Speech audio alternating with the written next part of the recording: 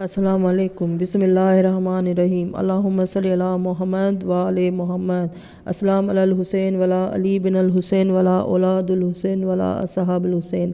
مورخین کا بیان ہے کہ جناب فضہ بظاہر تو کنیز تھی، لیکن محمد وآل محمد کی نگاہ میں بڑی ممتاز تھی اور ان کی نگاہ کرم کی وجہ سے نگاہ قدرت میں بھی باعزت تھی۔ ایک دفعہ کا ذکر ہے کہ ماہ رمضان کہ ایک شب کو جناب امیر المومنین علیہ السلام نے آن حضرت صلی اللہ علیہ وسلم کی خدمت میں درخواست کی کہ یا رسول اللہ صلی اللہ علیہ وسلم، جس قدم سے آپ نے عرش مولا کو شب معراج سے مشرف فرمایا، آج اس قدم کے ذریعے ہمارے گھر کو شرف بخشیں۔ آن حضرت صلی اللہ علیہ وسلم نے دعوت قبول فرمائی اور خانہ امیر المومنین میں روزہ افطار فرمایا۔ اگلے روز کے لیے حضرت فاطمہ زہرا سلام اللہ علیہا نے دعوت دی اور انہوں نے قبول فرما کر روزہ افطار فرمایا۔ پھر امام حسن مجتبیٰ نے دعوت دی اور اس کے بعد امام حسین علیہ السلام نے درخواست کی۔ آپ نے ان شہزادوں کی خواہش پوری کی۔ یہ دیکھ کر جناب فضہ نے بھی دعوت تام دی، حضرت نے قبول فرمائی۔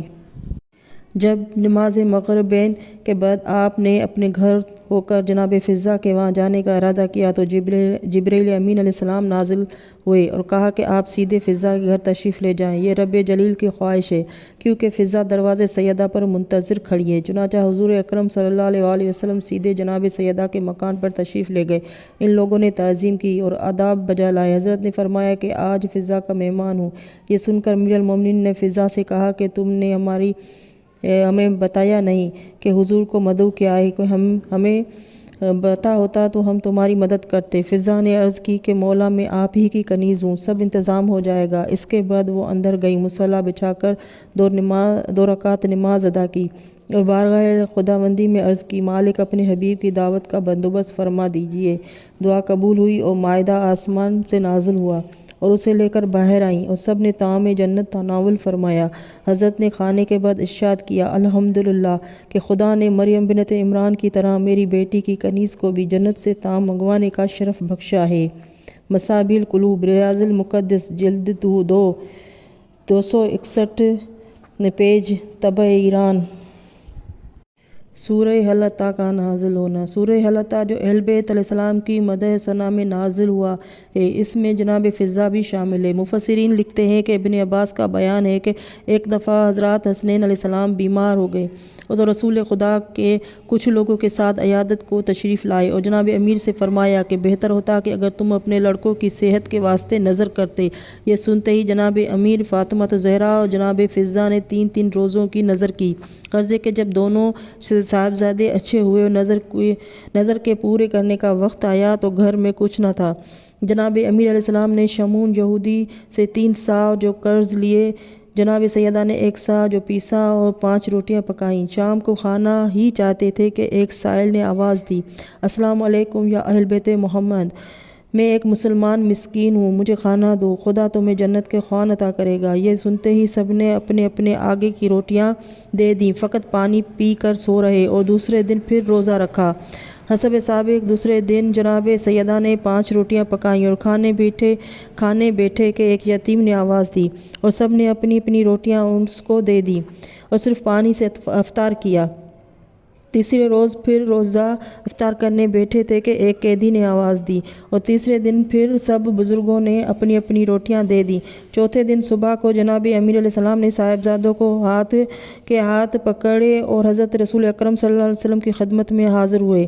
جب رسول اللہ کی نظر پڑی تو بھوک کی شدت سے کانپ رہے تھے، تو فرمایا کہ میں تم لوگوں کو کس قدر تکلیف میں کی حالت میں دیکھ رہا ہوں۔ پھر خود اٹھے، ان کے ساتھ جناب سیدہ کے مکان میں آئے تو دیکھا کہ فاطمہ کو محراب عبادت میں دیکھا کہ ان کا پیٹ سے مل گیا ہے، آنکھیں دس گئی ہے۔ یہ دیکھ کر حضرت کو بہت رنج ہوا کہ یکایک جبریل امین علیہ السلام نازل ہوئے اور کہا کہ لیجئے یا رسول اللہ، آپ کو مبارک ہو، خدا نے یہ سورہ آپ کی اہل بیت کی شان میں نازل کیا ہے اور سورہ دہر کی تلاوت فرمائی۔ تفسیر کشاف، جلد 3، 239 صفحہ اور تفسیر بیضاوی۔ امام جعفر صادق علیہ السلام فرماتے ہیں کہ یعنی علیٌ و فاطمہ والحسن والحسین وجاریۃ فضہ، اس آیت یفون بالنظر میں جناب امیر علیہ السلام، جناب فاطمہ، امام حسن، امام حسین علیہ السلام اور ان کی کنیز فضہ کو مراد لیا ہے۔ حضرت علی ابن ابی طالب ارشاد فرماتے ہیں کہ جب عمر بن خطاب کے ضرب سے شدید زخمی ہو کر فاطمہ بنت رسول علیل ہو گئیں اور انہوں نے سمجھ لیا کہ اب نہ بچوں گی تو مجھ سے چند وصیتیں کیں۔ ان میں سے ایک وصیت یہ تھی کہ میرے غسل و کفن میں تمہارے اور حسن و حسین اور زینب ام کلثوم اور فضہ اسماء بنت امیس کے علاوہ کسی کو شریک نہ کیا جائے، چنانچہ ایسا ہی کیا گیا۔ ایک روایت میں یہ واقعہ کہ اس طرح مرقوم ہے کہ حضرت علی فرماتے ہیں کہ حضرت سیدہ نے جہاں مجھ سے اور بہت سے عہد لیے تھے ان میں سے ایک یہ بھی تھا کہ میری وفات کے بعد مردوں میں عبداللہ بن عباس، سلمان فارسی، عمار یاسر، مقداد ابن اسود، ابو ذر غفاری، حذیفہ یمانی، عورتوں میں ام سلمہ، ام ایمن، فضہ کے علاوہ کسی کو شریک نہ کیا جائے اور نہ کسی کو خبر دی جائے۔ وفات رسول اللہ صلی اللہ علیہ وسلم کے بعد جناب سیدہ کے ساتھ جو کچھ کیا گیا اس پر شمس العلماء ڈپٹی نذیر احمد LLD مترجم قرآن مجید نے اپنی کتاب رویہ صادقیہ میں لکھا ہے کہ مفصل و مکمل تبصرہ فرمایا ہے کہ جس کے آخری جملے یہ ہیں: سخت افسوس ہے کہ اہل بیت نبوی کو پیغمبر صاحب کی وفات کے بعد ہی ایسے ناملائم اتفاقات پیش آئے کہ ان کا وہ ادب و لحاظ جو ہونا چاہیے تھا اس میں ضعف آ گیا اور شدہ منجر ہوا۔ اس ناقابل برداشت واقعہ کربلا کی طرف جس کی نظیر تاریخ میں نہیں ملتی، یہ ایسی نالائق حرکت مسلمانوں سے ہوئی کہ اگر سچ پوچھو تو دنیا میں منہ دکھانے کے قابل نہ رہے۔ بی بی فاطمہ زہرا کا روضہ اندہام۔ علماء کا بیان ہے کہ ایک عرصہ گزرنے کے بعد آپ کی قبر مبارک پر روضہ کی تعمیر عمل میں آئی۔ میں کہتا ہوں کہ اب سے تقریباً 44 سال قبل ابن سعود امیر سعودیہ عربیہ نے آپ کے روضہ مبارک کو جذبہ وہابیت سے متاثر ہو کر منظم کر ڈالا۔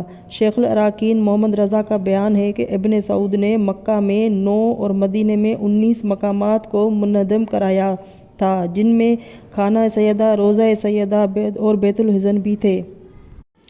علامہ ابن شہر عاشور تحریر فرماتے ہیں کہ حضرت علی علیہ السلام نے وفات سیدہ پر بے انتہا رنج و غم کا اظہار فرمایا اور بے پناہ غم و الم کا احساس کیا۔ انہوں نے قبر پر جو مرثیہ پڑھا وہ یہ ہے: دو دوستوں کے ہر اجتماع کا نتیجہ جدائی اور ہر مصیبت و دلبروں کی جدائی کی مصیبت سے کم ہے۔ حضرت رسول کریم صلی اللہ علیہ وسلم کے تشریف لے جانے کے بعد اور میری رفیقہ حیات فاطمہ کا داغ فراق دے جانا اس امر کا ثبوت واضح ہے کہ کوئی دوست ہمیشہ نہیں رہتا۔ علامہ شیخ عباس قمی لکھتے ہیں کہ حضرت سیدہ کو سپرد خاک کرنے کے بعد حضرت امیر المومنین قبر جناب سیدہ کے پاس بیٹھ گئے اور بے انتہا روئے۔ بس عباس اموی آنظر سستش راہ گرفت رازرس بربد، یہ دیکھ کر چاچا